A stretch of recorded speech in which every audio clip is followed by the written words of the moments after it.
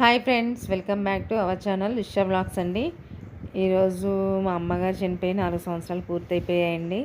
అయితే ఎప్పుడూ అన్నదానం చేస్తూనే ఉంటామండి, కానీ ఓల్డ్ ఏజ్ హోమ్స్ అలా ఇస్తామన్నమాట. ఈసారి ఏం చేసామంటే, ఓల్డ్ ఏజ్ హోమ్స్ అయినా కూడా వాళ్ళకి ఒక షెల్టర్ అనేది ఉంటుంది కదండి.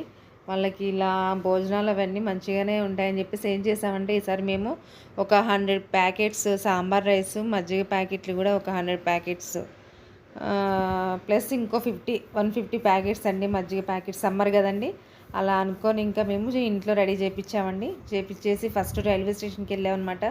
అక్కడ మా అబ్బాయి ఇలాగా అక్కడ పెద్దవాళ్ళు ముసలి వాళ్ళు ఉంటారు కదా, వాళ్ళకి ఇలా సాంబార్ ప్యాకెట్, మజ్జిగ ప్యాకెట్ ఇచ్చామండి. ఇంకా అక్కడ అయిపోయిన తర్వాత గవర్నమెంట్ హాస్పిటల్ దగ్గరికి వెళ్ళామండి మేము. అక్కడ కూడా ఇలా ఒక పెద్దవాళ్ళు ముసలి వాళ్ళు అలా పడుకొని ఉంటే, కొంచెం చేతగాని వాళ్ళకు ఉంటే ఫస్ట్ వాళ్ళకి ఇచ్చిన తర్వాత మిగతా వాళ్ళకి కూడా మేము ఈరోజు ఈ కార్యక్రమం చేసామండి. అంటే ఇలా పెట్టుకుంటే గొప్ప ఏదో వస్తుందని కాదు, నేను ఇలా చేశాను కదా, నన్ను చూసి ఇంకా కొంతమంది ఇన్స్పైర్ అవుతారన్న దృష్టితో నేను ఈ కార్యక్రమం చేశానండి ఈరోజు. కానీ ప్రతి ఒక్కళ్ళు ఇది అవసరమా, ఇది పెట్టడం, ఈ వీడియో కూడా పెట్టడం అవసరమా అని అనుకుంటారు. అవసరమా అనేది కాదండి, నా వల్ల ఇంకొకరు తెలిస్తే వాళ్ళు కూడా ఇలా ఏదో ఒక టైంలో, ఏదో ఒక సందర్భంలో వాళ్ళ పుట్టినరోజుకైనా, వాళ్ళ గుర్తుకి దేనికైనా పెడతారనే ఉద్దేశంతో నేను ఈ కార్యక్రమం చేశానండి ఈరోజు. కానీ చాలా హ్యాపీగా అనిపించిందండి.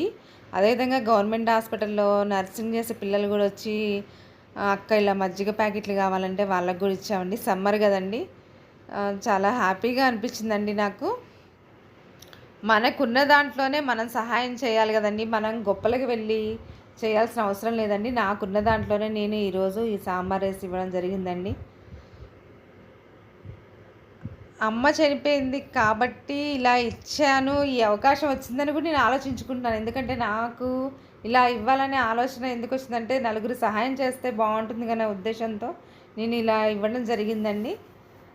చాలామంది వచ్చి ఇలానే కావాలమ్మా అనుకుంటూ వచ్చి తీసుకున్నారండి.